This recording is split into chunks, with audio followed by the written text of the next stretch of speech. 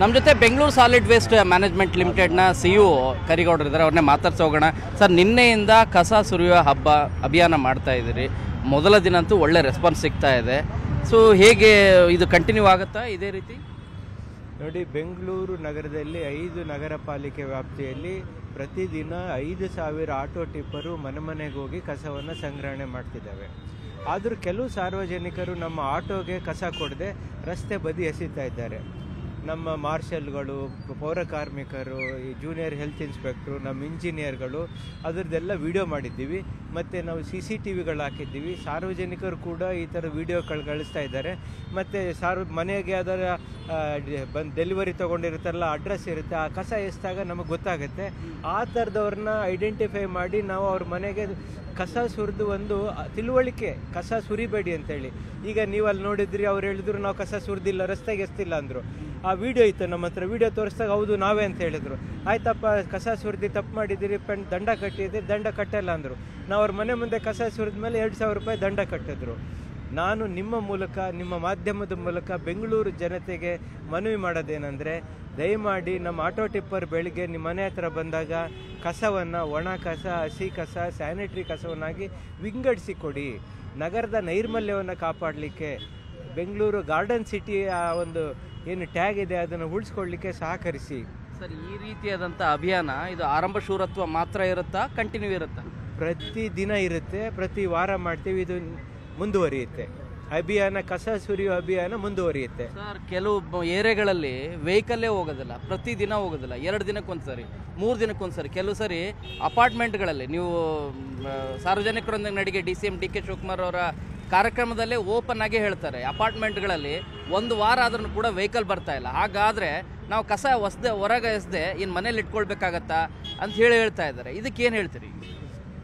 ನೋಡಿ, ನಮ್ಮಲ್ಲಿ ಎಲ್ಲಿ ಕೆಲವು ಕಡೆ ಆಟೋನೂ ಹೋಗದೆ ಇರೋಷ್ಟು ಕಂಜೆಸ್ಟೆಡ್ ಇದೆ, ಅಲ್ಲೆಲ್ಲ ಕಸ ಕಿಯೋಸ್ಕ್ ಅಂತೇಳಿ ಇನ್ಸ್ಟಾಲ್ ಮಾಡ್ತಾ ಇದ್ದೀವಿ.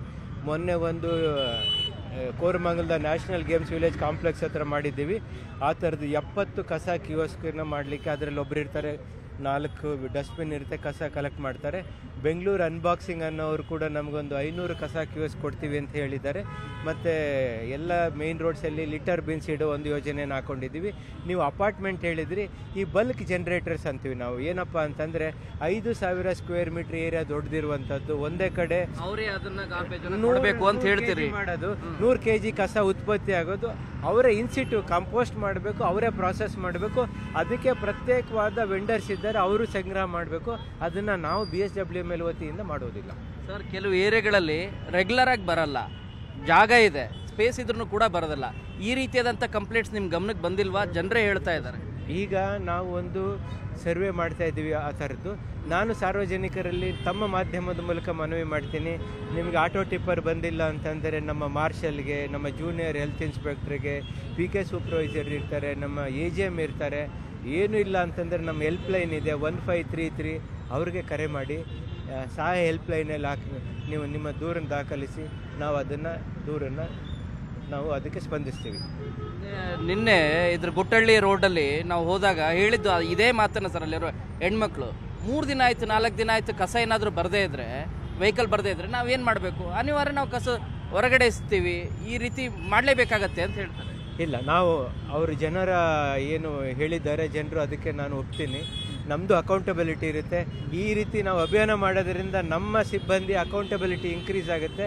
ಸಾರ್ವಜನಿಕರು ಕೂಡ ಸಹಕರಿಸಿದ್ರೆ ನಮ್ಮ ಮೇಲೆ ಇನ್ನೂ ಜವಾಬ್ದಾರಿ, ಅಕೌಂಟಬಿಲಿಟಿ, ಉತ್ತರದಾಯಿತ್ವ ಬರುತ್ತೆ ಅಂತೇಳಿ ಭಾವಿಸ್ತೀನಿ. ಈ ಗಂಗಾನಗರದ ಇನ್ಸಿಡೆಂಟ್ ಹಿನ್ನೆಲೆಯಲ್ಲಿ ಇದು ಮುಜುಗರ ತರುತ್ತೆ ಸಹಜವಾಗಿ. ಇನ್ನೊಂದ್ಸರಿ ಮಾಡೋದಿಲ್ಲ ಅನ್ನೋದು ಒಳ್ಳೆ ಐಡಿಯಾ. ಇದು ಹೇಗೆ ಸರ್, ಇದು ಈಗ ಹೇಗೆ ಮುಂದುವರಿತದೆ? ಇಲ್ಲ, ಮುಜುಗರ ತರ್ಬೋದು, ಆದರೆ ಅವರಿಗೆ ಒಂದ್ಸರಿ ಅವೇರ್ನೆಸ್ ಕ್ರಿಯೇಟ್ ಆದರೆ ಮಾಡೋದಿಲ್ಲ. ನಾನು ಎಲ್ಲ ನಮ್ಮ ಸಾರ್ವಜನಿಕರು ಒಂದ್ಸರಿ ನಮ್ಮ Bellahalli land fill site visit ಮಾಡಿ ಬಂದರೆ ಬಹುಶಃ ಜೀವನದಲ್ಲಿ ಯಾರು ಕೂಡ ಒಣ ಕಸ, ಹಸಿ ಕಸನ ಒಟ್ಟಿಗೆ ಸೇರಿಸ್ಕೊಡಲ್ಲ, ರಸ್ತೆ ಕಸ ಎಸೆಯುವುದಿಲ್ಲ.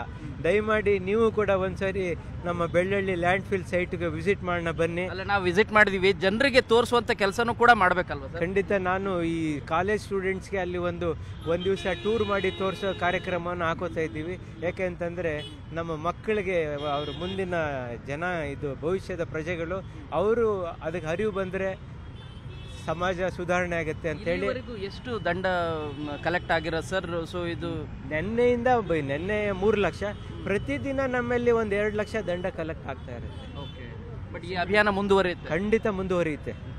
ಇದು ಕರಿಗೌಡರ ಮಾತು. ಬೆಂಗಳೂರಿಂದ ಕ್ಯಾಮರಾ ಪರ್ಸನ್ ಗುರುಶೇಖರ್ ಜೊತೆ ಶರಣು ಹಂಪಿ, ನ್ಯೂಸ್ 18. ನಿರ್ಭೀತ, ನಿಷ್ಪಕ್ಷಪಾತ, ವಿಶ್ವಾಸಾರ್ಹ ಸುದ್ದಿಗಳಿಗೆ ಮತ್ತೊಂದು ಹೆಸರಾಗಿರುವ ನ್ಯೂಸ್ 18 ಕನ್ನಡ ಈಗ ಆಪ್ನಲ್ಲೂ ಲಭ್ಯವಿದೆ.